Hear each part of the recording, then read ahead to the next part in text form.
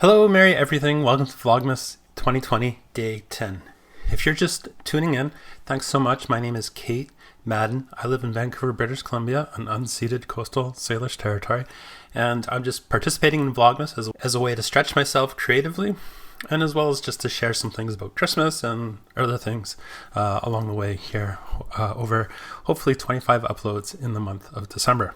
Yesterday I posted a video about how to set goals, and like setting goals 100%, like it really helps, but it's hard to set goals when you haven't established systems in place. And I had a really difficult but good therapy session a couple of weeks ago. And my counselor really challenged me, and he was like, what's the purpose and meaning of your life? And, like we had talked about intimacy and touch and reaching out and being authentic and joy and love and how to give oneself freely with that joy and authenticity to create that meaningful life. And all that stuff is super important and like meaningful and exciting, and of course I want that. Who doesn't want that stuff? But I've been left here kind of wondering, the last couple of weeks what is the meaning and purpose of my life, especially in the wake of 2020. And what a year. Like, I think a couple of key things I've learned this year. I've been really focused on just surviving. Like, how do I get food on the table? How do I pay my rent this month? How do I pay my child support? How do I find a job that can pay all these things? And in terms of Maslow's hierarchy of needs, I've been really stuck down near the bottom, and I've lost sight of kind of that tip, which is self-actualization. And I've been down in that kind of food, security, shelter at the bottom of the hierarchy of needs. But it got me thinking about what are ways that I can kind of move back up the hierarchy, move back up the pyramid to that self-actualization. And I kind of come up with a few points that I'm gonna be trying to hang on to and push myself to follow over the next while, based on the realizations that I've come to over the last 12 months or so. A key component of my life, I think, is creativity and compassion, and how I live those things out. And compassion for others through my work in community, through my work of advocacy, through the sharing here on different platforms, and using my creative energy to fuel the different aspects of my life, whether it's in personal or professional capacities. I want to be upfront. I'm a codependent. I am going to injure myself to help you first. It's a difficult thing that I deal with. I put other people's experiences, emotions, and approval before mine.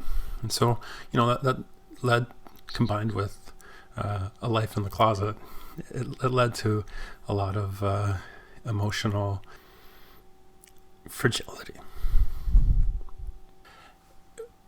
I think 2020 has become the year of the meme. In every meaningful way. Like it's there. And if there's something I've really come to struggle with, it's that toxic positivity or that enforced gratitude. And at the end of the day, like, fuck that shit. That's the point I'm at. And the reason I say that is that it enforces this rigidity in terms of your perspective. And, like my theological issues with prosperity gospel and the abundance of life and all that, is that it doesn't allow for negative experience. It doesn't allow for emotions that are hard or difficult.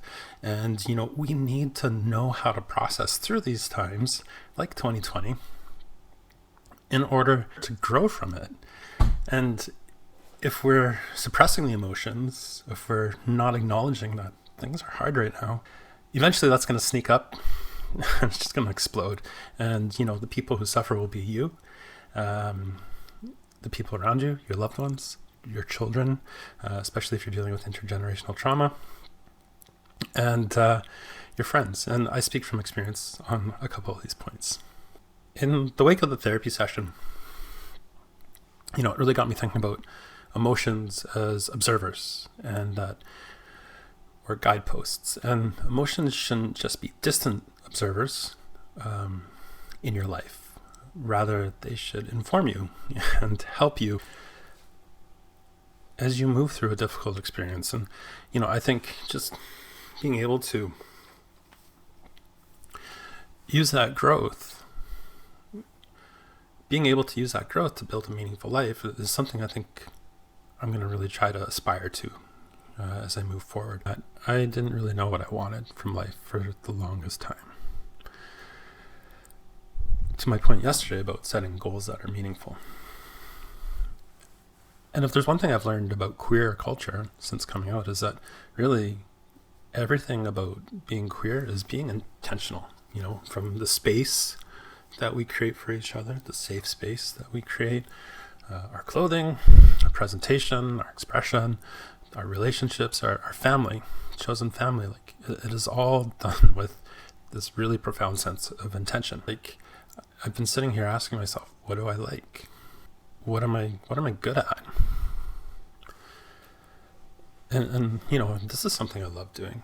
And I've been really lucky professionally in that communication is something that's always been a part of my professional job. And so I've been able to take, my skills and apply that professionally, as well as take great meaning from, working in life insurance and employee benefits and helping employers with mental health. Like, I've taken a lot of personal satisfaction from the work I've done for years. So yeah, what do you like to do? What are you good at? Who finds value in that as well? You got to get paid.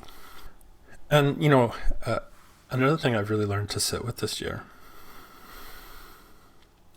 and if you've ever dealt with any form of kind of toxic relationship, one of the things you learn is to go gray face, go stone face, no reaction.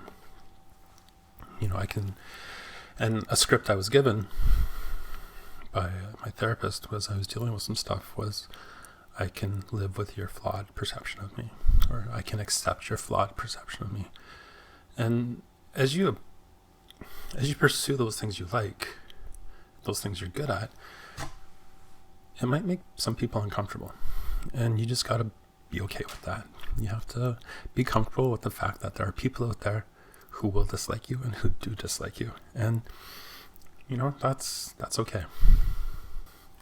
Because, back to my point about being rigid and inflexible in, the face of enforced positivity or enforced gratitude, is you need to be emotionally malleable.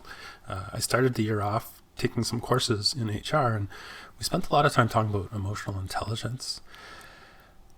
And yeah, that was a key thing I'm really glad I picked up on at the start of the year, was, that emotional agility and how to remain resilient because of self-awareness through those difficult times. And you need to be able to sit with those hard experiences to express them authentically, and again, process through it. Because I think that leads to the final point of, however you're approaching, the system to set the goals and to build that life of meaning and purpose, is it has to be sustainable. If it's bringing you energy and it's not taking away from your life, it needs to be done in a way that is completely sustainable and isn't going to burn you out. I think a key way to do that is to be open to your life's purpose and meaning changing over time. And if you just ask yourself, a real easy question, is what I'm doing adding value to my life and others, or is it taking away? And if you ask yourself that regularly, I think you'll get to a point where you do find your meaning and your purpose, and your life will just unfold the way it was supposed to. Because the world is arbitrary and life is hard, but if we can approach it with some sense of adventure, excitement, and openness to be surprised by what brings us joy and energy, without being rigid and inflexible in our approach, I think it'll be worth it. So, those are some things that I'm going to be employing, and I might flesh this out in a later video. I've talked about self-awareness and resilience before at length in a couple of earlier videos. But thanks for sticking along. Thanks for tagging along on Vlogmas 2020, day 10. If you haven't had a chance, I know your purpose. I know my purpose. It's to hit that subscribe button right now. So if you haven't had a chance, hit that subscribe button, like this video, and leave a comment below. Let me know how you find purpose and meaning in your life. Thanks for watching.